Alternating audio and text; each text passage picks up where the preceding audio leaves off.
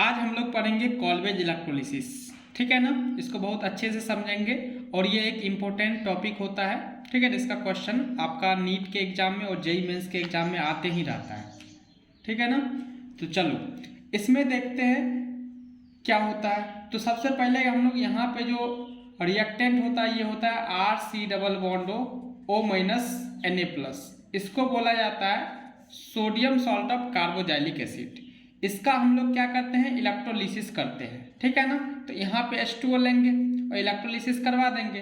तो यहाँ पे देखो प्रोडक्ट, पहले मैं तो एक प्रोडक्ट बना देता हूँ सबसे पहले। तो यहाँ पे जो प्रोडक्ट बनता है RR बनेगा प्लस CO2 प्लस H2 और प्लस NaOH रहता है। ठीक है ना, अगर यहाँ पे अगर मान चलो R है तो इसका क्या कर दो, दो बार लिख दो, एक बॉन्ड बना दो R और R के बीच, और ये CO2 बाहर हो जाएगा और यहाँ पे NaOH और H2 गैस होता है। ये डायरेक्ट मेथड है। पहले तो मैं डायरेक्ट मेथड आपको बता दिया हूँ प्रोडक्ट कैसे बनाना है। तो ये R को दो बार लिख देना, उसके बीच में सिंगल बॉन्ड लगा देना। ठीक है ना, तो डायरेक्ट मेथड हो गया।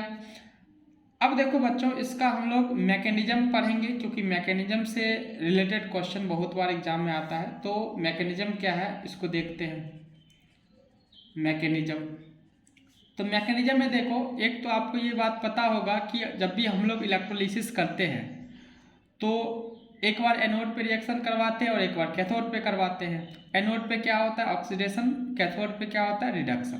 तो यहाँ पे देख सकते हो कि जो एनोड होता है एट एनोड, एनोड पे ये जो R C double bond O minus Na+ जो दिख रहा है ये क्या करेगा बताओ, ऑक्सीडेशन एनोड पे होता है। और ऑक्सीडेशन का मतलब क्या होता है बच्चों, ये होता है लॉस ऑफ इलेक्ट्रॉन।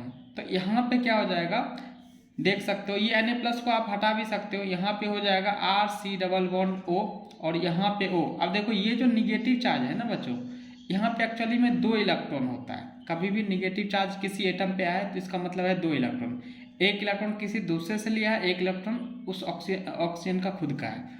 तो एक इलेक्ट्रॉन जब लूज कर जाएगा दूसरे से जो लिया है, ठीक है ना, तो एक इलेक्ट्रॉन इसके पास बच जाएगा क्योंकि इसमें दो इलेक्ट्रॉन होता है। एक इलेक्ट्रॉन चला गया, एक इलेक्ट्रॉन बच गया, तो ये हो गया।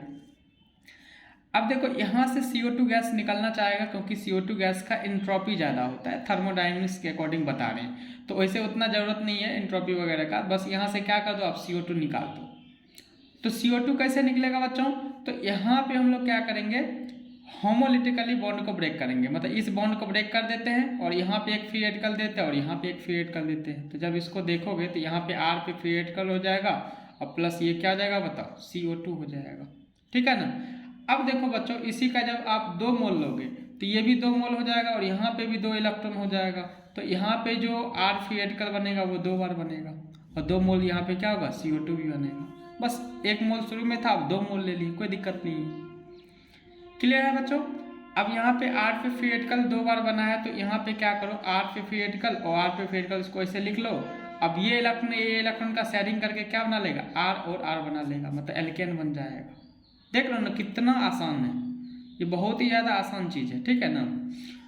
और CO2 गैस कहाँ रिलीज होता है, तो एनोड पे ही होता है। तो यहाँ पे आप देख सकते हो RR के बीच बॉन्ड बन रहा है और CO2 गैस भी रिलीज हो रहा है। तो ये हो गया।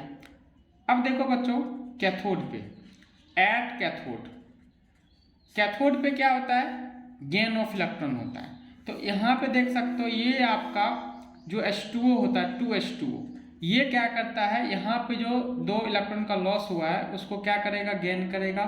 तो यहाँ पे बन जाएगा आपका H2 गैस और प्लस 2OH- हो जाता है। ठीक है ना। तो H2 गैस कहाँ पे बनता है, कैथोड पे। CO2 गैस कहाँ बनता है, तो एनोड पे बनता है। ये बिल्कुल समझ में आ गया ना आपको, ठीक है। तो चलो, तो और यहाँ पे एक चीज और देख सकते हो कि जब दो मोल लोगे तो यहाँ पे 2Na+ होगा और यहाँ पे क्या हो रहा है मतलब 2OH-। तो जो सॉल्यूशन आपका होगा, मैं सॉल्यूशन के बारे में लिख देता हूँ। देखो जो सॉल्यूशन आपका होगा वो कैसा होगा बताओ, सॉल्यूशन आपका 2Na+ और प्लस 2OH- मिलके क्या बना लेगा बताओ, 2NaOH बना लेगा।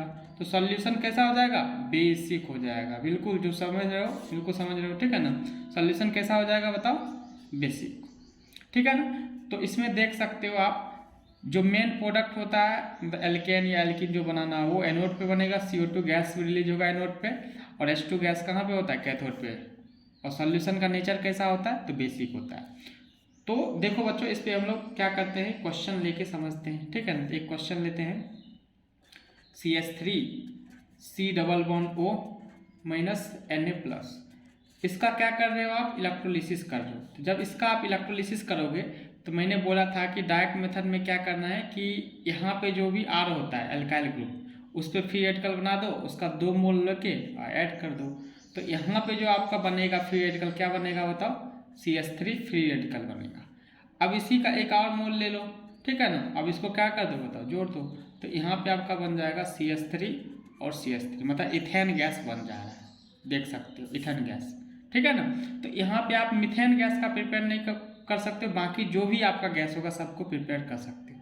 ठीक है ना। चलो, जो भी इस चैनल पे नए आए हो बच्चों, सब्सक्राइब कर देना चैनल को, ठीक है ना। और इस चैनल से जुड़े रहना, ठीक है ना। आपको नया नया ट्रिक के माध्यम से आपको केमिस्ट्री का हर रिएक्शन समझ में आएगा। चलो ठीक है, थैंक यू।